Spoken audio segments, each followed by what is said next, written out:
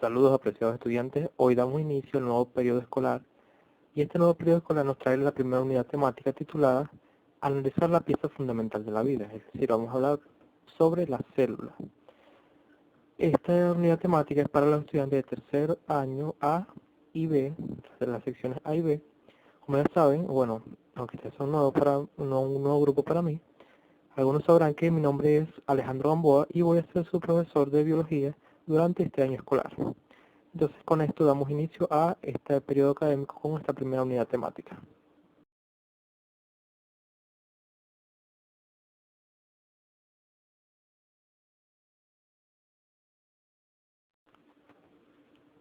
Como ya les había dicho, la primera unidad temática está titulada Analizar la pieza fundamental de la vida. Vamos a hablar de la célula y del microscopio. Y tenemos unas preguntas claves o preguntas o interrogantes que nos vamos a hacer durante toda esta unidad temática. La primera gran pregunta es, ¿quién desarrolló el primer microscopio? Además, nos podemos preguntar quién observó por primera vez una célula.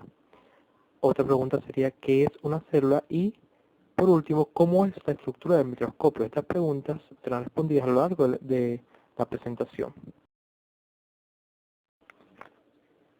Vamos a iniciar este recorrido en esta unidad temática con la breve reseña histórica del microscopio.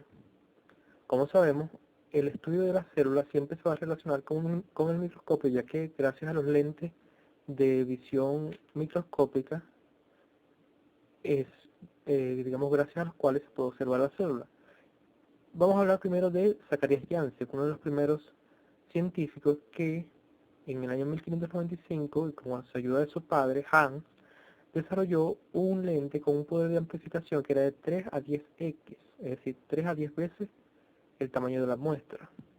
Y su estructura era 3 tubos deslizantes consecutivos con lentes insertados en su extremo mayor. Esa era la estructura que tenía ese microscopio básico.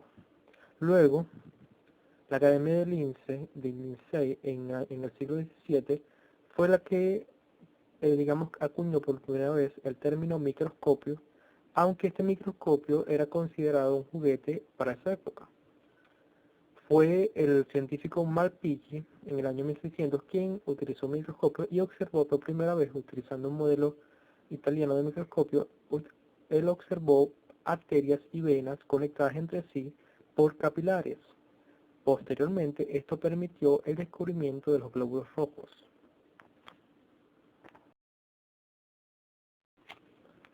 Posteriormente, siguiendo la historia del microscopio, tenemos a un científico conocido como Robert Hooke. En el año 1675, este científico, utilizando un microscopio desarrollado por otro científico conocido como Robert Koch, observó con el microscopio celdillas huecas de un corte de corcho. Vean que no observó células como tal, pero las bautizó cells o celdas, porque les recordaban a las celdas de un monasterio. Luego tenemos otro científico conocido como Anton van Leeuwenhoek en el año 1670, el cual comenzó a hacer descripciones de pequeños animales, pequeños seres vivos a los cuales llamó animáculos. Esto lo hizo con un lente de gran potencia de 40 a 50x, es decir, 50-40x o inclusive hasta 200 veces el tamaño de la muestra. Es decir, desarrolló un microscopio de gran potencia. Vean la diferencia que hay entre este microscopio de 200 veces el tamaño de la muestra al primero que solo alcanzaba 5 a 10 veces el tamaño de la muestra.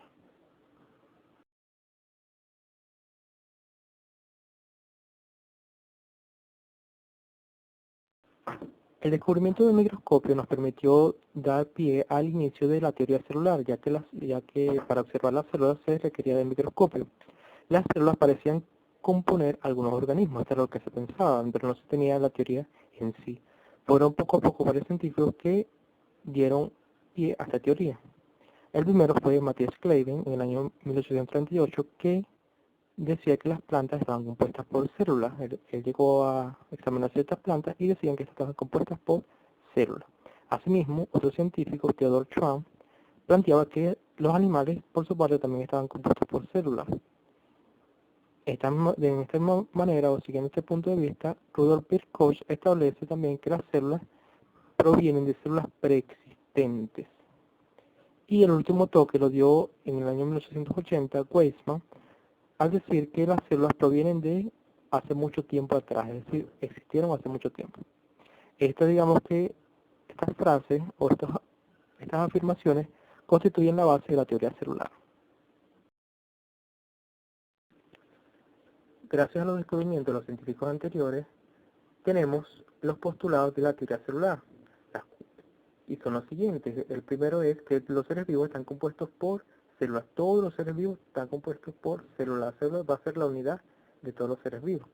Además, todos los seres vivos están compuestos por al menos una célula, es decir, que hay seres de 1 a mayor cantidad de células en su organismo. Y las células provienen de células preexistentes. Esto habla de la teoría de la biogénesis, es decir, la vida solo proviene de vida preexistente. Además, llegamos a la definición clásica de la célula, una definición que nos dice que la célula es la unidad anatómica, fisiológica y reproductiva de todo ser vivo.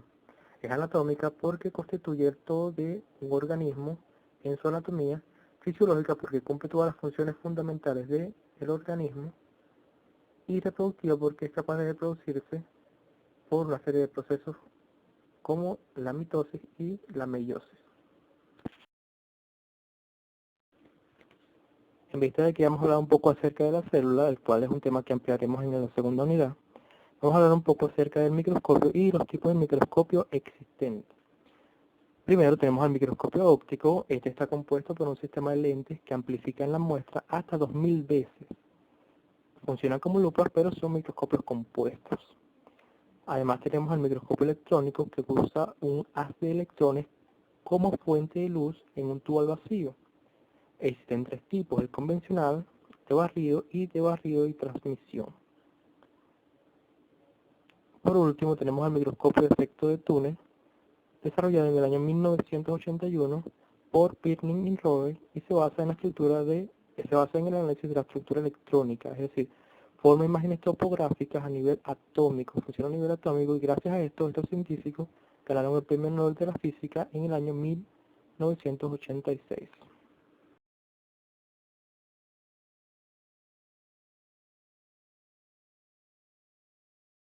Ahora tenemos cada una de las partes del microscopio óptico, el cual contiene en su estructura, primero tiene el pie. Este se encarga de sostener toda la estructura del microscopio. Luego tenemos la columna, que sirve de sostén al tubo del ocular, la platina y el espejo. Posteriormente tenemos la platina, que se ubica transversalmente a la columna y sostiene la preparación. Además tiene un agujero que permite el paso de luz. Y por último tenemos el carro. El carro consiste en dos pinzas que sujetan la preparación, unidas a los tornillos que las desplazan por la platina. Estas son las primeras 4 partes que contiene el microscopio óptico. Las otras 4 partes del microscopio óptico, en su sistema mecánico, es decir, sistema movible, tenemos el tornillo macrométrico que se desplaza con movimientos amplios, desplaza la platina, el tubo del ocular y da un enfoque grueso. Mientras que el tornillo micrométrico sirve de sostén al tubo del ocular, la platina y el espejo. Por su parte, el revólver sostiene los objetivos y gira para intercambiarlos. Y el tubo óptico se encuentra entre el revólver y el ocular. Ahora tenemos dentro de las partes del microscopio las partes del sistema óptico. En el sistema óptico tenemos a los objetivos y al ocular. Los objetivos están compuestos por un sistema de lentes. Tenemos objetivos secos que se usan sin ningún medio de difracción, van de 5x a 40x, y objetivos de inmersión que usan un medio de difracción, por lo general de aceite de cedro, y son de 100x, es decir, 100 veces el tamaño de la muestra. El ocular, por su parte, es el lente más cercano al ojo. Asimismo, tenemos el sistema lumínico con diferentes partes. Tenemos el espejo, el cual se encarga de refractar la luz hacia la preparación. El condensador, el cual concentra la luz hacia la preparación y se encuentra bajo la platina. El diafragma, que es otra parte, regula la cantidad de luz que pasa hacia la preparación y también se encuentra bajo la platina. Y por último tenemos los filtros. Dependiendo de si la fuente de luz es natural o artificial, se usan filtros que detienen ciertas longitudes de onda. Por último tenemos las propiedades del microscopio. Dentro de estas propiedades tenemos el poder de definición, el cual es la capacidad de mostrar figuras claramente definidas. El segundo sería el poder de penetración, que es la capacidad que tiene un microscopio para ver varios planos al mismo tiempo. El tercero sería el poder de amplificación, que es el número de veces que la muestra es amplificada. Y el último sería el poder de resolución, que es la distancia mínima a la cual se pueden distinguir dos puntos en una preparación.